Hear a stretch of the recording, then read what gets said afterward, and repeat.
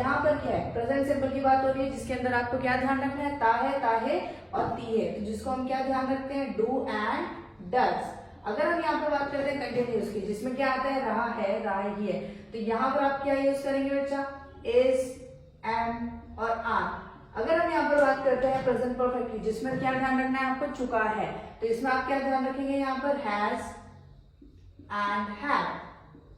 Next आता है यहाँ पर प्रेजेंट परफेक्ट कंटिन्यूस, जिसके अंदर आपको क्या ध्यान रखना है, हैज एंड हैव के साथ में आपको बीइंग का ध्यान रखना है। नेक्स्ट आता है पास्ट, जिसमें ता थे, ता थी, राइट, तो इसमें आपको किस चीज का ध्यान रखना है, डिड का। नेक्स्ट आता है पास्ट कंटिन्यूस का, जिसमें रहा था, जिसमें आपको क्या ध्यान रखना है, वॉज एंड वर का। नेक्स्ट आता है पास्ट परफेक्ट का, जिसके अंदर आपको ध्यान रखना है, हैड का। नेक्स्ट आता है यहाँ पर पास्ट परफेक्ट कंटिन्यूस, रहा था, जिसमें आपको क्या ध्यान रखना है, हैड के साथ में बीइंग का ध्यान रखना है।